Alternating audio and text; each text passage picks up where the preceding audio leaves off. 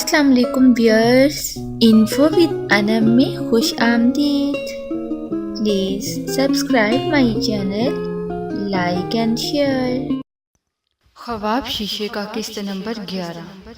वो सीट से सर टिका निडाल सी थी। गाड़ी रोड पर डालते हुए मोहत ने फिक्रमंदी से इसे देखा। Are you okay? मेहरमा ने इस बात में सर हिलाया। कबीर था नहीं यहाँ, इसलिए आगा जान ने मुझे भेजा। वो वजाहत देते हुए बोला, मुझे घर जाना था, किसी के साथ भी सही। मेहरमा ने बात खत्म की। दर हकीकत वो घर जाकर तन्हाई में खूब रोना चाहती थी। आंखों के सामने दुनिया लुटना किसे कहते हैं, ये मेहरमा ने सही मायनों में आज महसूस किया था। तुम्हें किसने कहा था यहाँ आने को? तबीयत खराब थी तो घर में रहती। वो मरीज हाल में मेहरमा से चंद कदम पीछे खड़े तलाल को देख चुका था। तभी खुफकी से बोला। मेहरमा ने तब कर सर उठाया। मैं कौन सा अपनी खुशी से आई हूँ यहाँ, लेकिन छुप कर बैठे रहना भी तो हल नहीं है। इतनी हिम्मत कर ही रही थी तो पूरा फंक्शन अटेंड कर लेती। वो पुरसुकून अंदाज में बोला। एक और नजर बुखार से तमतमाते मेहरमा के चेहरे को देखा। मेहरमा ने इसे गुस्से से देखा, मगर गुस्से से बोलते भी इसकी आवाज भर आई। पक्के दुश्मन हो तुम मेरे। जब तक हिम्मत ही सामना किया ना हकीकत का, तबीयत खराब है मेरी। अच्छा, वो बेयकीनी से बोला। मैं भी कहूँ, तलाल से भागने वाली तो नहीं लगती तुम। इसकी गैर मुतवक्का बात पर मेहरमा ताकत सी हुई, फिर तेजी से खुद को संभाल कर बोली। तलाल से मुझे क्या मतलब, मैं अपने फैसलों की खुद मालिक हूँ। वैसे मैं बिना माजरत के कहूँगा कि तलाल ने तुम्हारे इनकार के बावजूद इसी घर में शादी करने का घटिया तरीन फैसला किया। अब इसके पीछे क्या प्लानिंग कार फरमा है वो नहीं पता। वो बड़े आराम से अपना नजरिया शेयर कर रहा था।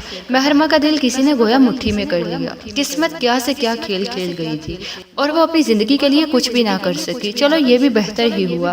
अकेली तुम तो सजावार नहीं गलत फैसला करने की। वो फिर से उसी दोस्ताना अंदाज में बोला तो मेहरमा ने बेजारी से इसे देखा।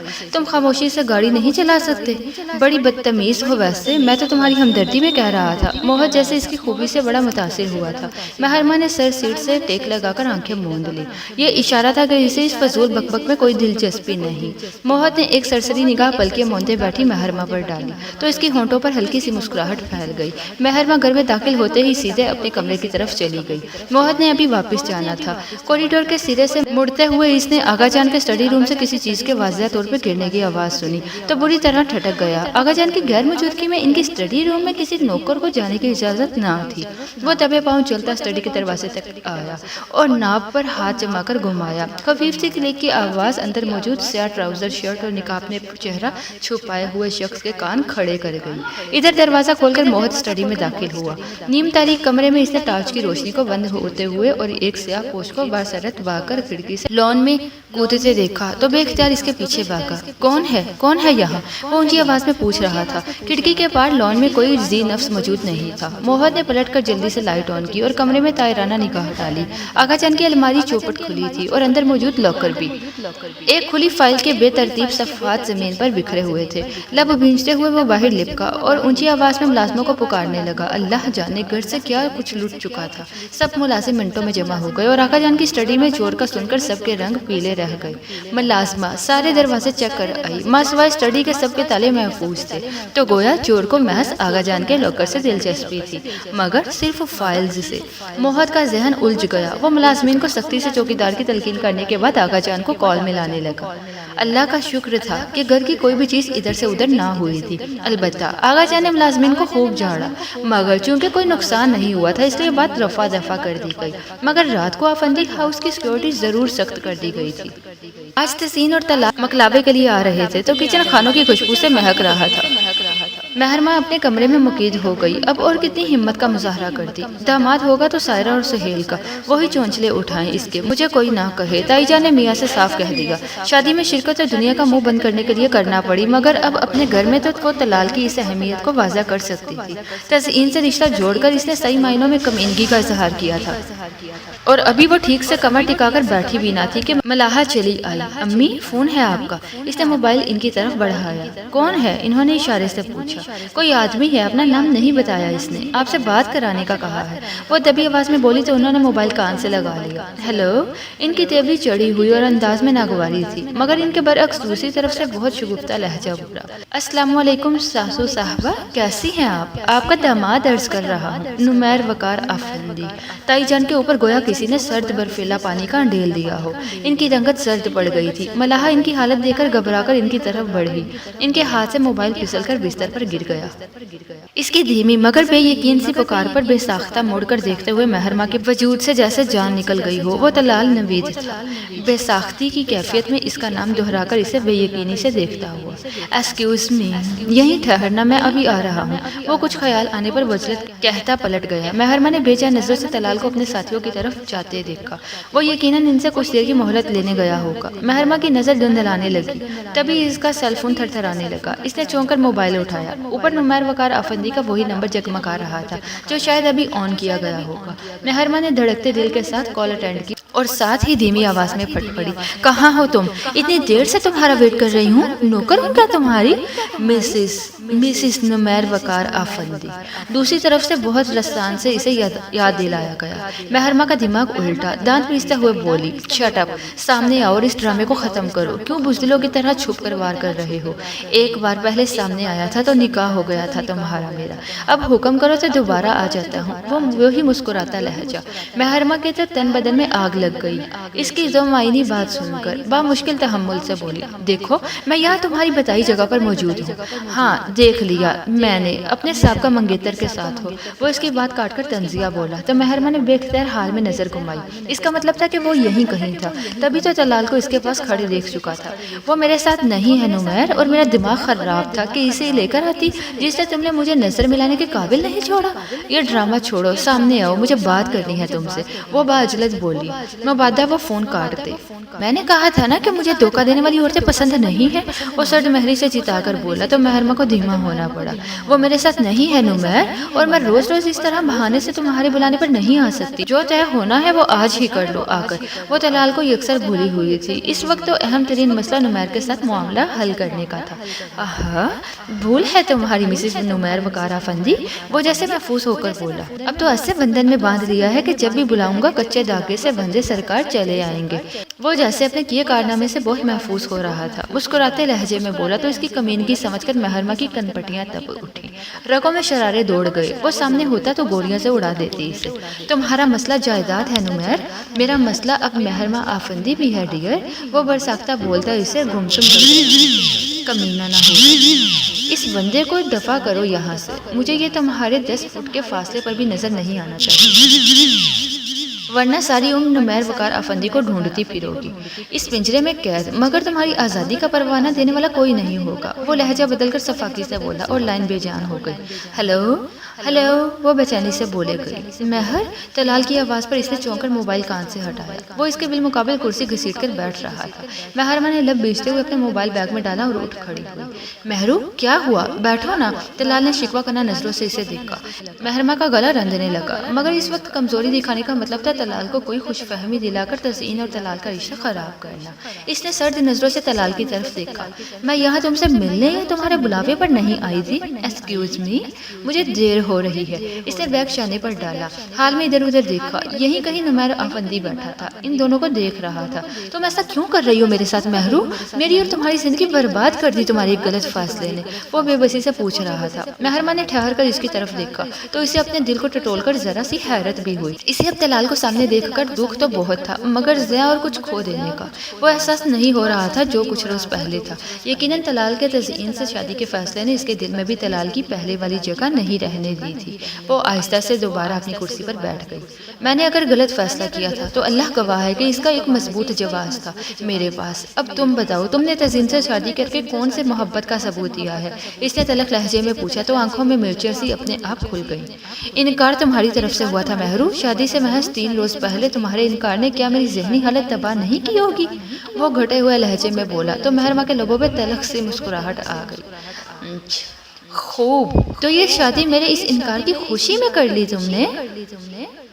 میری فیملی کی عزت کا سوال تھا مہرو، وہ تڑپ ہی تو اٹھا اس تانے پہ۔ اور میری عزت؟ تم نے یہ نہیں سوچا طلال، ایک بار بھی نہیں سوچا کہ میری ذہنی کیفیت کیا ہوگی تمہیں تزئین کے ساتھ اس رشتے میں منسلک دیکھ کر؟ مہرماں کی آنکھیں نم ہونے لگی۔ اس شخص کو چاہتی رہی میں، اتنا ہی دکھ ہے تمہیں میری شادی کا، اور تم مجھے کسی اور کے ساتھ دیکھنا پسند نہیں کرتی تو کیوں انکار کیا تھا شادی سے مہر؟ بولو، بتاؤ مجھے، وہ لہجے میں تلخی سموں کو بولا۔ اس دشمن جان کو سامنے پاتے ہی زندگی کا سب سے بڑا نقصان یاد آ کر جان کا عذاب بن گیا تھا۔ تم اپنے لیے میرے اس انکار کا مداوع بہت اچھے سے کر چکے ہو مسٹر طلال نوید۔ میرا خیال نہیں کہ اب میں تمہیں کسی بھی قسم کی صفائیاں پیش کرنے کی پابند ہوں، محرمہ نے تنزیہ کہا تو وہ لب کچلتا اس طرح بھی نظروں سے ادھر ادھر دیکھنے لگا، پھر ضبط سے لال ہوتی آنکھوں سے اسے دیکھتے ہوئے بولا، جب سب لوگ یہ سمجھ رہے تھے کہ تم اغوا ہو چکی ہو تب میرے گھر والوں کی بھی سوچ تمہارے بارے میں بدل چکی تھی مہر۔ کوئی بھی نہیں چاہتا تھا کہ اغوا شدہ لڑکی سے شادی کروں، ایک میں تھا جس کی محبت تمہارے اغوا ہونے کے باوجود بھی کم نہیں پڑی تھی۔ وہ بے بسی سے پر لہجے میں بولتا مہرو کے دل میں دڑاڑیں ڈالنے لگا، مگر آج طلال نوید کو یہاں سے نامراد بیچنے کا مطلب تھا طلال اور تزئین کے بہتر مستقبل کی بنیاد رکھنا۔ مان لیا طلال کہ میرا فیصلہ غلط تھا، مگر میں صرف یہ پوچھتی ہوں کہ تزئین افندی ہے کیوں؟ اس نے سینے پر بازو لپیٹتے ہوئے سرد نظروں سے طلال کو دیکھا تو چند لمحے محرمہ کی آنکھوں میں براہ راست دیکھنے کے بعد وہ ہارے ہوئے انداز میں بولا، تمہارے پاس رہنے کے لیے مہرو، فقط تمہارے پاس رہنے کے لیے، تمہیں دیکھتے رہنے کی چاہ میں یہ غلط فیصلہ کیا میں نے۔ محرمہ کا وجود سنسنا اٹھا، وہ بامشکل بول پائی تھی، دماغ ٹھیک ہے تمہارا؟ وہی تو ٹھیک نہیں رہنے دیا تم نے مہرو، وہ استہزاء سے ہنسا، جانے محرمہ پر یا خود پر۔ انسان کی اصل شخصیت ناموافق حالات ہی میں سامنے آتی ہے طلال، اور مجھے افسوس ہے تمہارے اس عمل پر، تمہاری کوئی اچھی سوچ میرے سامنے نہیں آئی۔ یعنی تم شادی سے محض چند روز پہلے انکار کر دو تو وہ حق ہے، اور میں تمہاری اس انکار کی سزا بھگتنے اور اپنی فیملی کی عزت بچانے کے لیے اگر کوئی قدم اٹھاؤں تو وہ غلط؟ ہاں، اس نے میز کی سطح پر ہاتھ مارا، تم 10 شادیاں کرتے طلال، مگر تزئین ان میں سے ایک بھی نہ ہوتی، تم مجھے کبھی دکھائی نہ دیتے۔ وہ لہجے کو بینتے ہوئے بمشکل سے بولی تھی۔ طلال دم بخود تھا۔ اتنی نفرت؟ اس نے مدم سا بڑبڑا کر جیسا خود کلامی کی تھی، پھر اس نے بے یقینی سے پوچھا، تم نفرت کرتی تھی مجھ سے؟ تم چاہتی تھی کہ میں تمہیں دکھائی نہ دوں، اور تم اس موہد افندی کے ساتھ عیاشی کرتی پھرو؟ بات کرتے کرتے اس کا گویا دماغ الٹ گیا تھا۔ اس کا یہ آخری اہانت بڑا جملہ اس قدر غیر متوقع تھا کہ محرمہ کے اعصاب تھٹر گئے۔ بالکل صحیح کہا تھا تزئین نے تمہارے بارے میں، تم مجھ سے شادی نہیں کرنا چاہتی تھی کیونکہ تمہاری زندگی میں موہد آفندی آ چکا تھا۔ وہ شعلہ بھر نظروں سے اسے دیکھ رہا تھا۔ میں ہی بیوقوف تھا جو سمجھ نہیں پایا تمہارے اس ذہنی خرابی والے ڈرامے کو، وہ خرابی جو میرے شادی کرتے ہی ٹھیک ہو گئی۔ یہ سب تم سے تزئین نے کہا؟ محرمہ کو اپنی آواز کسی کنویں سے آتی محسوس ہوئی۔ تو کیا غلط ہے اس میں؟ وہ نتنے پھیلائے تنفر سے اسے دیکھ رہا تھا۔ اس کی پیشانی کے بل گنے نہ جاتے تھے۔ محرمہ ایک دم سے اپنا بیگ اٹھاتی کھڑی ہو گئی۔ اس کا موبائل بج رہا تھا، یقیناً کبیر اسے پک کرنے آ پہنچا تھا۔ طلال نے اب کی بار اسے جانے سے نہیں روکا، مگر اس سے 2 قدم دور جا کر کچھ خیال آنے پر وہ ہمت مجتمع کر کر پلٹی اور اسے دیکھ کر مضبوطی سے بولی، تزئین نے بالکل سچ کہا تھا تم سے، اور پھر تیز قدموں سے چلتی اس سے دور ہوتی ریسٹورنٹ سے باہر نکل گئی۔ طلال نے اپنی زندگی کی سب سے بڑی خوشی کو اپنی آنکھوں سے اپنی زندگی سے نکلتے دیکھا تھا، مگر بے جان بیٹھا رہا۔ محرمہ کے اعتراف نے اس کے وجود سے جیسے آدھی جان نکال لی تھی۔ کبیر کو اس نے اسی ریسٹورنٹ کے باہر بلا لیا۔ اب جب کہ وہ اسے پک کرنے آ ہی چکا تھا تو رکشہ کر کے لائبریری جانے کا کیا فائدہ تھا؟ وہ چند منٹوں میں وہاں موجود تھا۔ محرمہ تیزی سے آگے بڑھ کر گاڑی کی پچھلی سیٹ پر بیٹھی۔ آپ تو لائبریری میں تھی مہر بی بی، میں تو پریشان ہی ہو گیا تھا آپ کی کال سن کر کہ آپ یہاں کیسے پہنچ گئی۔ کبیر خان واقعی پریشان تھا، ایسے ہی کسی سے ملنا تھا تو یہاں چلی آئی۔ وہ سر سیٹ پر ٹکائے تکان زدہ لہجے میں بول رہی تھی۔ کبیر چپ چاپ گاڑی چلانے لگا۔ کبیر، اس روز تم مجھے ٹائم پر پک کرنے کیوں نہیں آئے تھے؟ وہ یوں ہی آنکھیں موندے تھکے ہوئے لہجے میں پوچھ رہی تھی۔ کبیر نے بے ساختہ لب بھینچے۔ اس کی شہد رنگ آنکھوں میں ہلکی سی سرخی دوڑ گئی۔ یہ وہ موضوع تھا جس پر وہ کبھی بات نہیں کرنا چاہتا تھا، یا بالخصوص محرمہ سے تو بالکل بھی نہیں۔ اس کا بس چلتا تو وہ وقت کا رخ واپس موڑ دیتا، اسی شام کی طرف جب اس نے محرمہ کو پارلر ڈراپ کیا تھا، اور وہ موہد کی نافرمانی کی پرواہ کیے بنا کسی بھی فیکٹری نہ جاتا اور وہیں پارلر کے باہر کھڑا رہتا جب تک کہ محرمہ واپس نہ آ جاتی۔ کاش میں معذرت چاہتا ہوں مہر بی بی، آپ دیے ہوئے وقت سے 10 منٹ پہلے پارلر سے باہر آ گئی تھی۔ اگر میں سارا وقت باہر کھڑا انتظار کرتا رہتا تو شاید کچھ بھی غلط نہ ہوتا۔ اس کا لہجہ دکھ سے بوجھل تھا۔ محرمہ کی بند آنکھوں کے کونے نم ہونے لگے۔ اس کی زندگی میں آنے والے وہ 10 منٹ اس کی پوری زندگی کا رخ بدل گئے تھے۔ ان 10 منٹوں سے ان کی زندگی سے طلال نوید کو باہر پھینک دیا گیا تھا۔ نمیر آفندی کچھ بھی نہ ہوتے ہوئے اس کا سب کچھ بن کر ناگہانی آفت کی طرح اس کی زندگی میں گھس آیا، اور وہ طلال نوید سے چند روز کے فاصلے پر کھڑی اسے کسی اور کا ہوتے دیکھنے پہ مجبور ہو گئی۔ کبیر کی بات کا کوئی جواب دیے بنا وہ یوں ہی خاموشی سے آنکھیں بند کیے سیٹ سے سر ٹکائے بیٹھی رہی، حتیٰ کہ وہ آفندی ہاؤس پہنچ گئی۔ محرمہ گاڑی سے اتر کر اندر چلی گئی۔ کبیر اسٹیئرنگ تھامے کسی نقصان کے آثار میں وہیں بیٹھا رہ گیا۔ طلال کے انتظار میں وہ جلے پاؤں کی بلی بنی گھوم رہی تھی۔ سب کھانا کھانے بیٹھ گئے۔ تزین نے پہلے تو اس کا انتظار کرنا چاہا، مگر بار بار کال کرنے پر جب طلال نے اس کی کال ڈسکنیکٹ کر کے موبائل ہی آف کر دیا تو اس نے تلملاتے ہوئے مجبوراً گھر والوں کے ساتھ ہی کھانا کھا لیا، مگر اندر ہی اندر ایک آگ اسے سلگا رہی تھی۔ طلال کا رویہ بہت تذلیل آمیز تھا۔ اپنی نفی کون برداشت کر پاتا ہے بھلا؟ تزین بھی اب پھٹ پڑنے کے اسی مقام پر تھی۔ دیکھ رہی ہیں آنٹی آپ طلال کا رویہ، اب تو آدھی رات کو گھر آنے لگا ہے۔ تزین نے ماما سے شکایت کی تھی۔ ریمشا بھابی اپنے چائے کا مگ سنبھالتے ہوئے ٹانگ پر ٹانگ جما کر بیٹھی تو ان کے چہرے پہ بہت محفوظ کن مسکراہٹ تھی، مگر بظاہر بڑی ہمدردی سے بولی، میں نے بھی نوٹس کیا ہے طلال حد سے گزر رہا ہے۔ اگر اس نے محرمہ کی یاد ہی میں زندگی گزارنی تھی تو تمہاری زندگی کیوں کانٹوں پر گھسیٹی بھلا؟ بلکہ اسے تو قدر کرنی چاہیے جس نے اتنے مشکل وقت میں ہمارا اتنا ساتھ دیا ہے۔ جن حالات میں یہ شادی ہوئی ہے تزین، وہ تم بھی جانتی ہو۔ ماما نے ریمشا بھابی کا مزہ لیتے ہوئے انداز کو اچھی طرح سمجھا تھا، اس لیے قدر تحمل سے بولی، طلال نے محرمہ کے علاوہ کسی کا نہیں سوچا تھا، اب اسے اپنا دل بدلنے اور موڑنے کے لیے وقت تو دو نا۔ تو یہ وقت آپ لوگ دیتے نا اسے آنٹی، شادی ملتوی کر کے ہتھیلی پر سرسوں جمانے کا تو نہیں نتیجہ نکلتا نا، وہ بدلحاظی سے بولی۔ تو اب کی بار انہیں بھی غصہ آیا، تو بیٹا تم ہی سوچ کر فیصلہ کر لیتی، تمہارے سامنے تھے سارے حالات، پھر بھی تم نے اسے گرین سنگل دیا، حالانکہ تم جانتی تھی کہ طلال کے لیے فی الوقت محرمہ کو بھولنا مشکل ہے۔ ان کا لب و لہجہ خشک تھا۔ تزین پہلو بدل کر رہ گئی، پھر وہاں سے اٹھ کر ہی چلی گئی۔ ریمشا بھابی کے ہونٹوں پر دھیمی سی مسکراہٹ پھیل گئی۔ بہت لمبی زبان ہے دیورانی جی کی ماما، ذرا دھیان سے بات کریے گا، اچھی بہویں قسمت والوں کو ہی ملا کرتی ہیں، وہ سنجیدگی سے کہتی اٹھ کھڑی ہوئی تو وہ منہ بنا کر چائے پینے لگی۔ طلال گھر آیا تو ماما اس کا انتظار کر رہی تھی، وہ انہیں ابھی تک جاگتا دیکھ کر حیران ہوا۔ 11 بجنے والے تھے، آپ ابھی تک جاگ رہی ہیں؟ جن ماں باپ کی اولاد آدھی رات کو گھر آئے وہ جاگا ہی کرتے ہیں بیٹا، وہ رسان بڑے طنز سے بولی۔ تو چلیں اب جا کر سو جائیں، اب تو آ گئی ہے آپ کی اولاد، وہ انہیں قدرے ٹینس سا نظر آیا۔ خیریت ہے طلال، تمہارا موبائل کیوں آ رہا تھا اور کہاں تھے تم اب تک؟ انہوں نے یک کے بعد دیگر سوالات کی بوچھار کر دی۔ موبائل کی چارجنگ ختم ہو گئی تھی ماما، اور آج ایک میٹنگ تھی، وہ جان چھڑانے کو تھا۔ پتہ ہے مجھے، تمہارے پاپا نے بتایا ہے جیسی میٹنگ تم نے اٹینڈ کی ہے آج، ڈیلیگیشن کے لوگوں سے بات ہوئی تھی ان کی، وہ بھی کہہ رہے تھے کہ تم وہاں میٹنگ میں بھی غیر حاضر دماغی کا مظاہرہ کرتے رہے ہو۔ انہوں نے تفکر سے اسے دیکھتے ہوئے کہا تو وہ آگے بڑھ کر بے اختیار ان کے پاس صوفے پر بیٹھ گیا۔ وہاں ریسٹورنٹ میں مجھے محرمہ مل گئی تھی ماما، اس نے گویا دھماکہ کیا تھا۔ تزین کے قدم لاؤنج کے باہر ہی ٹھٹکے، وہ ہارے ہوئے انداز میں بول رہا تھا، مجھے آج صحیح معنوں میں احساس ہوا ہے کہ میں نے اپنی زندگی کی سب سے بڑی خوشی کھو دی ہے۔ وہ مجھ سے محبت ہی نہیں کرتی ماما، وہ اندر ہی اندر کر لایا۔ ماما کا دل کسی نے مٹھی میں کر لیا۔ انہوں نے کب سوچا تھا کہ ان کا اتنا لاڈلا بیٹا زندگی کے اس مقام پر نامراد رہے گا، مگر جو ہونا تھا وہ تو ہو چکا۔ اب لکیر پیٹنا دانشمندی نہیں تھی، سو انہوں نے مصنوعی خفگی سے اسے دیکھا۔ تم بھول رہے ہو کہ محرمہ بھی اسی دنیا میں رہتی ہے، اب کہیں نہ کہیں اسے سامنا ہونا ایک معمولی سی بات ہے۔ تم اپنی زندگی کی طرف دھیان دو، تمہاری بیوی ہے، گھر بار ہے، ان کو تمہاری توجہ کی ضرورت ہے۔ وہ یوں ہی سر جھکائے بیٹھا رہا تو ان کے دل کو کچھ ہونے لگا۔ بھول جاؤ طلال، جو ہوا اللہ کو ایسے ہی ہونا منظور تھا۔ میں نے شادی کے فنکشن میں اسے دیکھا تھا، وہ واقعی بیمار لگی مجھے، ہو سکتا ہے کل کو دماغی بیماری بڑھ جاتی اس کی، کوما پیشنٹ کے ساتھ کبھی بھی دوبارہ یہ حادثہ پیش آ سکتا ہے۔ وہ گہری سانس بھرتا اٹھ کھڑا ہوا۔ ماما نے چہرہ اٹھا کر اسے دیکھا۔ تزین اس گھر میں تمہاری مرضی سے آئی ہے طلال، اور تم پر اس کی ذمہ داری ہے بیٹا۔ یہ مت بھولو کہ مشکل وقت میں اس نے تمہارا ساتھ دیا ہے۔ تزین کو اپنے لیے ماما کا بھیک مانگنے والا انداز پسند نہیں آیا تھا۔ وہ فوں فاں کرتی وہیں سے واپس اپنے کمرے میں لوٹ گئی۔ چلیں اب آپ بھی جا کر سو جائیں، کافی ٹائم ہو گیا ہے۔ وہ ان کی التجا نظر انداز کرتے ہوئے لاؤنج سے نکل گیا۔ کمرے میں داخل ہوا تو لائٹ آن تھی اور تزین سامنے ہی نائٹ گاؤن میں ملبوس بیڈ پر نیم دراز اپنے موبائل پر بزی دکھائی دی۔ سلام کرتے ہوئے وہ اپنا موبائل اور کی چین سائڈ ٹیبل پر ڈال کر بستر کے کنارے بیٹھ کر بوٹ اور چراپیں اتارنے لگا۔ بالآخر تمہیں یاد آ ہی گیا کہ تمہارا ایک گھر بھی ہے۔